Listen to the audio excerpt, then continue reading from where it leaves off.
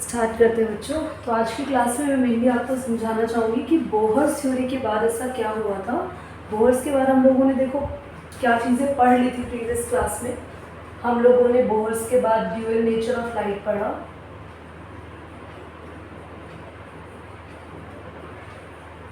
ठीक है। हम लोगों ने डी ब्रॉगली रिलेशनशिप पढ़ी थी और हमने हेज़नबर्ग पढ़ा था, राइट। पर ये सभी थ्योरीज आने के बाद ना एक चीज़ क्लियर नहीं हो रही थी कि इलेक्ट्रॉन्स हैं कहाँ, बेसिकली एटम्स में इलेक्ट्रॉन्स प्रेजेंट कहाँ है, वो चीज़ अभी तक भी क्लियर नहीं हो रही थी। इसका रीज़न क्या था, ध्यान से सुनो। बिकॉज बोहर ने कहा था कि एक एटम है, इसके सेंटर में न्यूक्लियस है, तो इलेक्ट्रॉन कुछ इस तरीके से वेव नेचर में सर्कुलर मोशन में घूमते। देखो ये वेव बना रहे हैं और वेव कैसे घूम रही है, सर्कल फॉर्म में। तो वेव नेचर तो है इलेक्ट्रॉन का, इलेक्ट्रॉन वेवी है, वेव नेचर बना रहा है, पर इलेक्ट्रॉन सर्कल फॉर्म में घूम रहा है, बट एग्जैक्ट पोजीशन नहीं पता चल पाई थी। सो आज की क्लास में ये जो मैं नोट्स दे रही हूँ तुम लोगों को, ये आपको नोटबुक में नोट कर रहे हैं। तो wave character of an electron and uncertainty in its position, यहाँ पर जो बहुत सारी चीज़ें आई थी, हेज़नबर्ग अनसर्टेनिटी प्रिंसिपल आ गया था, वेव नेचर आ गया था, इन सभी से साइंटिस्ट एक नई थ्योरी चाह रहे थे जिससे पता चले कि एटम के अंदर कितनी स्टेबिलिटी है, dual nature of matter, uncertainty, ये सारी चीज़ें जो हम लोग ऑलरेडी पढ़ चुके हैं, इन सब को ओवरकम करने के लिए साइंटिस्ट एक ऐसी थ्योरी चाह रहे थे बेसिकली जिस थ्योरी से हमें पता चल सके कि इलेक्ट्रॉन की एग्जैक्ट पोजीशन है कहाँ, इलेक्ट्रॉन एग्जैक्टली कहाँ प्रेजेंट है। बिकॉज हेज़नबर्ग ने भी पोजीशन बताने से मना कर दिया था ना कि पोजीशन कहाँ है, बेसिकली प्रेजेंट कहाँ होता है। तो इलेक्ट्रॉन ढूंढ कहाँ सकते हैं अगर एक एटम को हम लोग देखें। जैसे देखो एक एटम है, सेंटर में न्यूक्लियस, एक शेल ये रहा बच्चों, एक शेल ये रहा, एक और शेल ये रहा। शेल्स में इलेक्ट्रॉन है, पर शेल्स के हम लोग शेल में ये भी नहीं कह रहे कि सर्कल में यहीं बैठ के घूम रहा है, ये राउंड लगा रहा है, नहीं, ये तो ऊपर जा रहा है, वेव बना रहा है, नीचे आ रहा है, फिर ऊपर, फिर नीचे, फिर ऊपर, फिर नीचे। तो ये इस तरीके से जो घूम रहा है, या तो क्लियर करो इस रीजन को, बोलेंगे क्या बोलेंगे इस रीजन को, या फिर उसकी एग्जैक्ट पोजीशन बताओ। तो ये सारी चीज़ें चल रही थी और उसके बाद बेटा डिस्कवर हुआ था ऑर्बिट एंड ऑर्बिटल्स के बारे में। तो आज मैं आपको आपकी क्लास में ऑर्बिट्स एंड ऑर्बिटल्स के बारे में बताऊंगी कि ये सारी चीज़ें क्या होती है।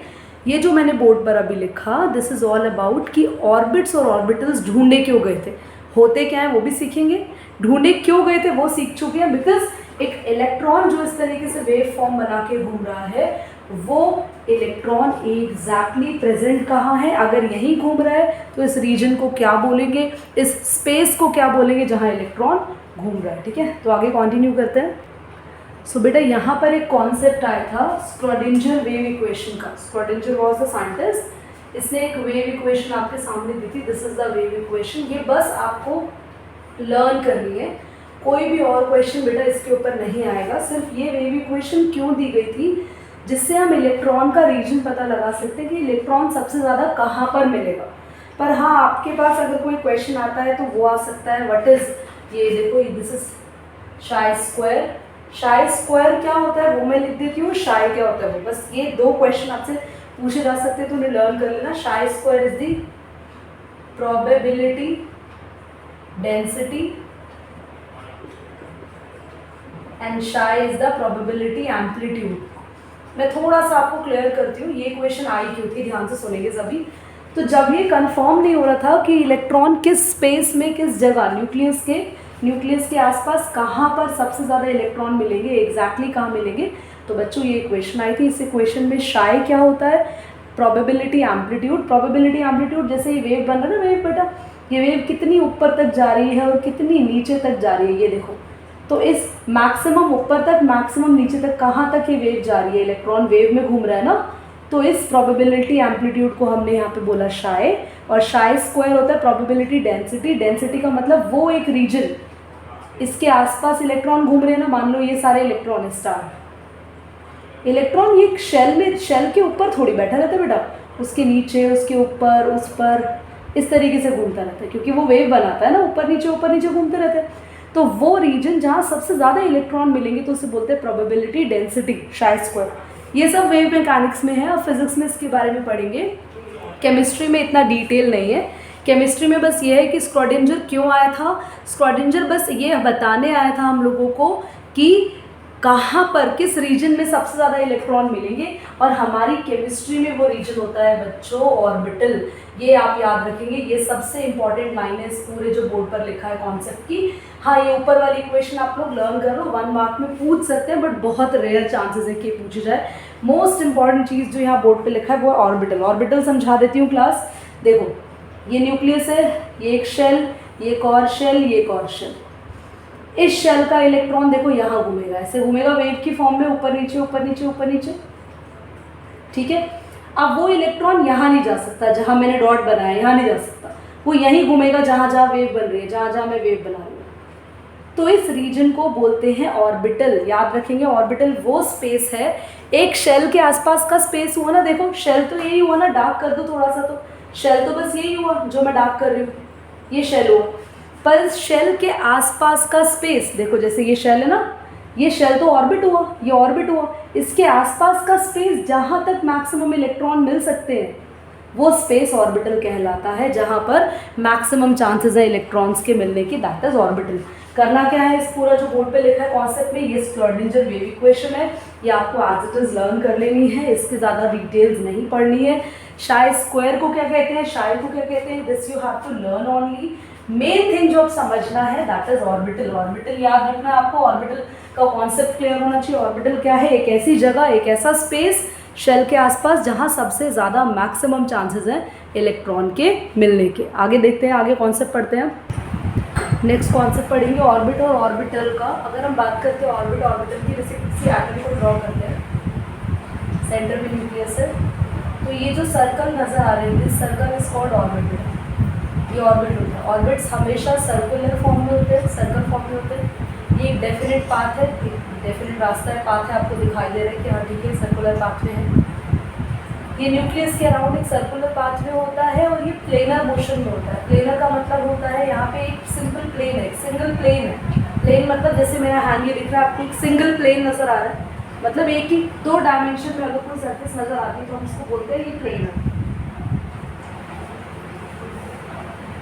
नेक्स्ट अगर हम बात करते हैं ऑर्बिटल की, तो बेटा जहाँ जहाँ मैक्सिमम इसके आसपास इलेक्ट्रॉन इवॉल्व हो सकता है, जितना ज़्यादा ऊपर नीचे फॉर्म में वो नज़र आ सकता है, जिस एरिया में वो आसपास नज़र आ सकता है उसको, उस रीजन को ऑर्बिटल कहते हैं, ठीक है। ऑर्बिटल कभी भी सर्कल में नहीं होते बेटा, ये ऑर्बिटल जो होते हैं ना, इसकी मैं आपको पर्टिकुलर शेप्स बताऊंगी। ऑर्बिटल्स कभी भी सर्कल में नहीं होते, इनके आपके पास पर्टिकुलर शेप होते हैं। तो ऑर्बिटल्स जो होते हैं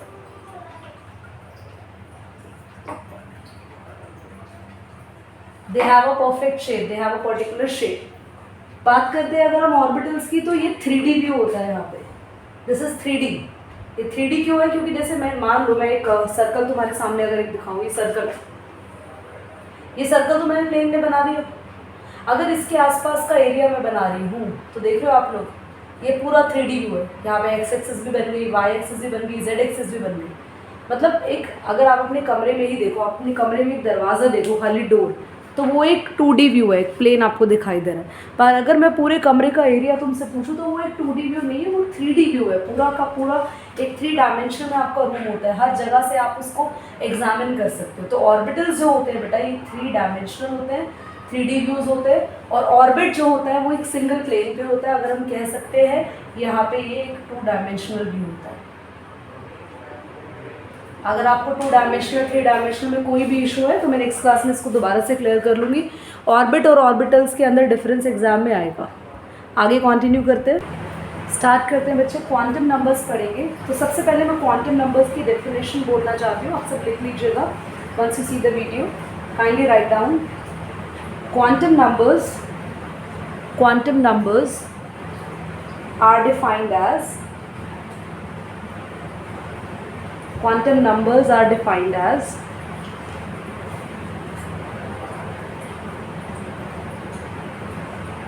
the numbers to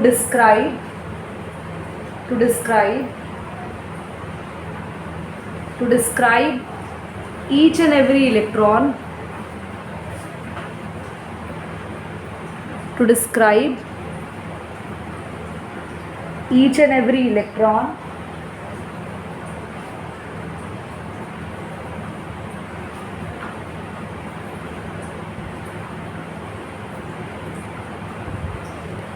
in the orbital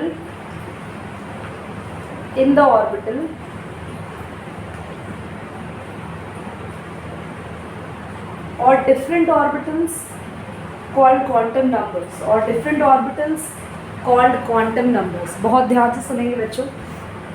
for example अगर मैं आपको बोलती हूँ कि आप कहाँ रहते हो, तो आप अपने घर का एड्रेस बताते हैं. एड्रेस में आप अपने घर का हाउस नंबर बताते हैं,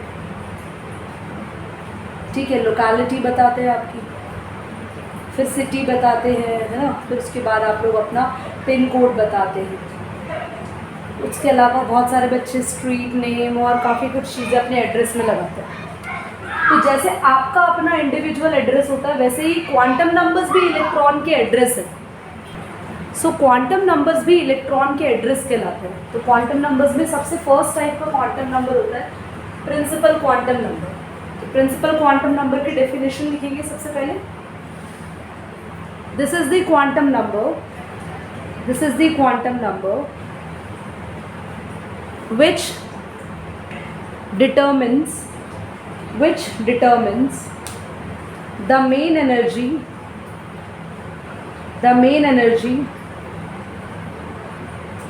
shell or level in which the electron present. तो ये प्रिंसिपल क्वांटम नंबर क्या है? मेन शेल, आपका मेन शेल या मेन एनर्जी लेवल जिसमें आपका इलेक्ट्रॉन प्रेजेंट होता है. तो हम इसे क्या बोलेंगे? Quantum number, principal quantum number. इसको रिप्रेजेंट किससे करते हैं? एन से रिप्रेजेंट करते हैं.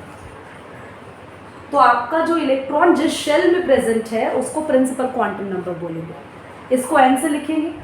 बच्चों अगर एन की वैल्यू 1 है तो मतलब के शेल, एन की वैल्यू 2 है. एल याद आया? के एल एम एन शेल पढ़े थे हम लोगों ने. के एल एम एन के आगे भी होते हैं, बट फिलहाल के एल, अगर एन की वैल्यू 3 है, एन के एल एम एन, ये हमारे पास मेन 4 शेल्स होते हैं. इन सभी शेल्स को हम लोग, सो क्लास आपके पास एन की वैल्यू 1, 2, 3, 4 हो सकती है. अगर एन 1 है तो मेक श्योर आप के शेल में है, एन 2 है आप एन शेल में है, एन अगर 3 है तो आप एम शेल में है, एन अगर 4 है तो आप एन शेल में. तो सबसे पहले मैंने आपको बताए शेल्स. तो अगर एक एटम है, इसके सेंटर में न्यूक्लियस है, तो अभी हमने सिर्फ क्या पढ़ा है? हमने सिर्फ शेल्स पढ़े हैं, मेन शेल्स पढ़े हैं, और इन शेल्स के नेम पढ़े हैं K L M and so on. Fine. अब हम पढ़ते हैं next azimuthal quantum number. Azimuthal quantum number की डेफिनेशन लिखेंगे. This quantum number determines the angular momentum. This quantum number determines the angular momentum of the electron.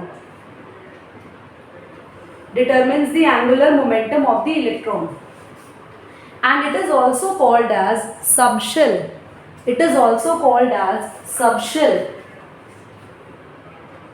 तो बच्चों azimuthal quantum number को small L से लिखते हैं. मेक श्योर याद रखेंगे, मेन जो शेल है हमारा वो एन है, ठीक है. प्रिंसिपल क्वांटम नंबर में मेन शेल आता है, उसके बाद हमारा सब शेल आ गया.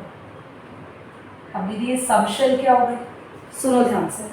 जैसे आपकी क्लास में एक मेन क्लास है, उसके सेक्शंस होते हैं ना, ऐसे ये के शेल कहता है मैं तो मेन हूँ, मेरे अंदर भी कुछ सब शेल्स बनेंगे. तो यहाँ पे सब शेल्स हैं, यहाँ एल के कुछ सब शेल्स हैं. समझ में आ रहा है आपको? तो हर मेन शेल के अंदर उसके कुछ सब शेल्स होते हैं जिनको हम लोग एल से डिनोट करते हैं. अब बहुत ध्यान से सुनेंगे. एल को फाइंड आउट कैसे करते हैं? How we can calculate the value of l, this you have to be keep in your mind. ये पॉइंट बहुत इंपॉर्टेंट है, बहुत बार पूछा जाता है. What is l? तो बच्चों एल निकलेगा n-1. मतलब आपकी n की अगर 1 वैल्यू है, 1 में से 1 माइनस कर दो, आपका l आ जाएगा 0. अगर n 2 है तो 2 में से 1 माइनस कर दो, आपका l आ जाएगा 1. तो l की वैल्यू n पे डिपेंड करेगी. तो दीदी इसका मतलब हमें l के लिए n पता होना चाहिए. बिल्कुल आपको n पता होना चाहिए. अगर n 1 है l 0, n 2 है l 1, तो आपके पास l की वैल्यू शुरू होंगी 0 से. 0 1 2 3 एंड सो ऑन। देखिए n 0 से शुरू नहीं होगा, नहीं, n हमेशा 1 से शुरू होता है, l की वैल्यू 0 से शुरू होगी, 0 1 2 3 4 5 एंड सो ऑन।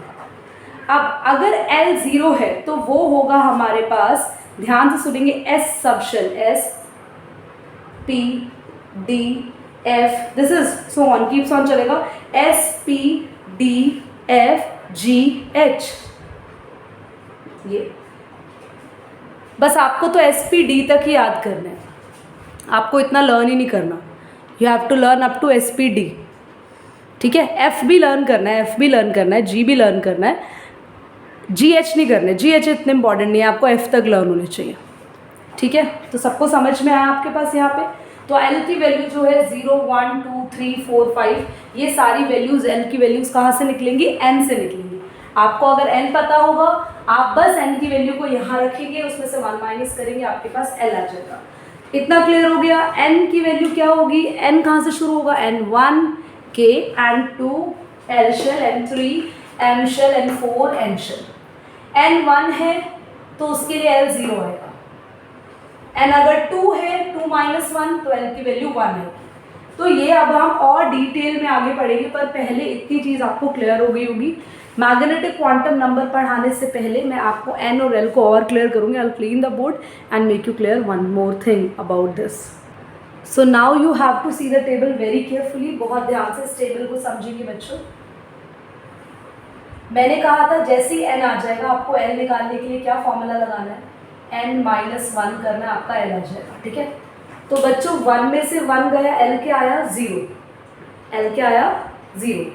तो अगर n की वैल्यू 1 है तो हमारे पास 0 का मतलब कौन सा सबशेल है, 0 का मतलब s, 1s, सबशेल क्या हुआ 1s। तो याद रखना, अगर k मेन शेल है तो उसके पास सिर्फ कौन सा सबशेल होता है, 1s, बस एक ही सबशेल होता है, क्योंकि उसकी l की बस एक ही वैल्यू आई 0। अब n अगर 2 है, n अगर 2 है, बहुत ध्यान से सुनिए, n 2 है तो l निकालने के लिए क्या करेंगे, n माइनस 1 करेंगे, है ना। तो 2 में से 1 गया, l की वैल्यू कहाँ तक आई, 1 तक आई, l की वैल्यू 1 तक आई, तो तब 0 भी गिनेंगे 1 भी गिनेंगे, 0 1 दोनों वैल्यूज में। n अगर 3 है, n अगर 3 है तो l क्या आएगा, दीदी 2 आएगा। तो आप 2 तक काउंट करो, 0 1 2, तीनों के तीनों सबशेल्स लिखोगे इसमें। n अगर 4 है तो l कितना आएगा बच्चों, 3, तो हम 0 से लिखेंगे, 0 1 2 3। l की जो भी वैल्यू आती है हम 0 से लिखते हैं, तो उतने सबशेल्स होते हैं। तो n अगर 1 था, l 0 आया, इकलौता 0 ही लिखेंगे, 1 और 0 का मतलब s, 1 is सबशेल, ठीक है। अब इधर देखो, n अगर 2 था तो मेरी l की वैल्यू कितनी आई, 1 आई, तो हम 0 से लिखेंगे, 0 और 1 दोनों लिखेंगे, 2s, s क्यों लिख दिया, क्योंकि 0 का मतलब s है, और 2p, दो सबशेल। तो अगर आपका शेल है l शेल, l के अंदर कितने सबशेल होंगे, 2 सबशेल होंगे l के अंदर, ठीक है। अब आते हैं m को पढ़ते हैं। m अगर n की वैल्यू 3 है तो ये m है, कैपिटल M है, l निकालो इसका, l कैसे निकालोगे, अभी बताया, l कैसे निकालेंगे, 3 माइनस 1 2। l अगर 2 है तो खाली 2 नहीं लिखेंगे, 0 से लिखेंगे, 0 1 2, तो 3s 3p, p क्यों लिखा, क्योंकि 1 का मतलब p है, 3d क्योंकि 2 का मतलब d है, 3 सबशेल्स हो गए इसके अंदर। सबशेल निकालने आ गए होंगे, एक बार और 4 के लिए सीख लो और क्लियर हो जाएगा। n अगर 4 है तो l कितना आएगा, 4 में से 1 गया, l की वैल्यू 3 खाली 3 नहीं लिखेंगे, 0 से लेके 3 तक लिखेंगे, 0 1 2 3, 0 का मतलब लिखवा चुकी हूँ s, 1 का मतलब p, 2 का मतलब d, 3 का मतलब f। तो 4s पहला सबशेल, 4p दूसरा, 4d 4f। ये मैं सबशेल्स बता चुकी हूँ, आप इसको 2 से 3 बार वीडियो को देख लीजिएगा, फिर भी कहीं कोई डाउट है मैं नेक्स्ट क्लास में इसको क्लियर कर दूंगी। तो this is all about azimuthal quantum numbers. हम n सीख चुके हैं और l सीख चुके हैं, we have done these 2 things. Next 2 जो क्वांटम नंबर्स हैं उनकी बस डेफिनेशन लिख लो, जिनको हम क्लास में ही पढ़ेंगे। तो फर्स्ट है आपके पास प्रिंसिपल जो आप लिख चुके हो, सेकेंड एजिमुथल जो आप लिख चुके हो। अब लिखेंगे मैग्नेटिक क्वांटम नंबर, डेफिनेशन बोल रही हूँ, आप लोग लिख लीजिएंगे, इसको क्लास में करेंगे। This quantum number describe behavior of electron in the magnetic field. This quantum number describe behavior of electron in the magnetic field, and also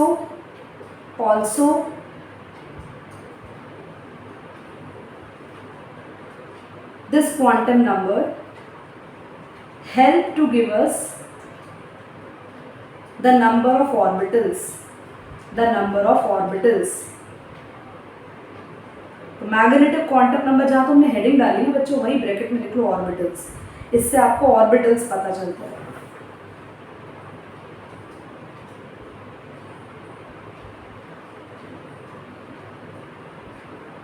next आप लोग सबसे लास्ट स्पिन क्वांटम नंबर की डेफिनेशन लिखेंगे, जिसको हम लोग नेक्स्ट क्लास के अंदर डिटेल में चारों क्वांटम नंबर को मैं एक बार और समझा दूंगी। इट इज ऑब्जर्व्ड दैट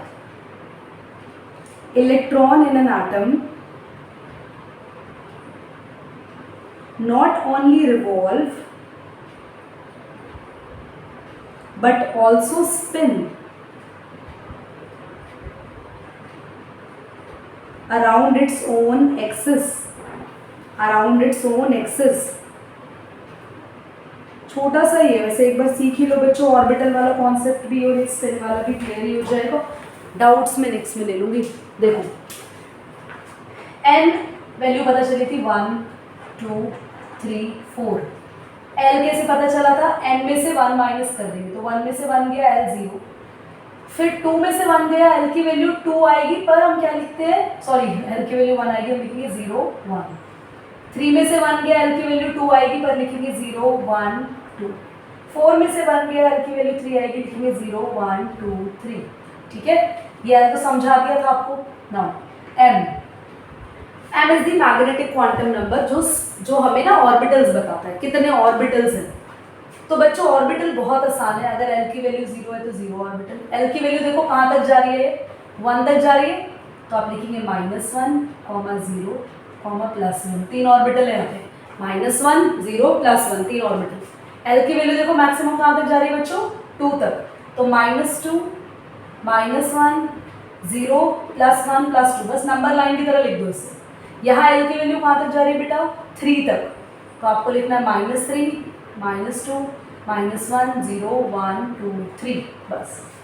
तो दीदी बस हमें किसी भी मेन शेल के ऑर्बिटल्स पता लगाने हो तो पहले उस मेन शेल से किसकी वैल्यू निकालनी पड़ेगी, l की, यस एब्सोल्युटली l की।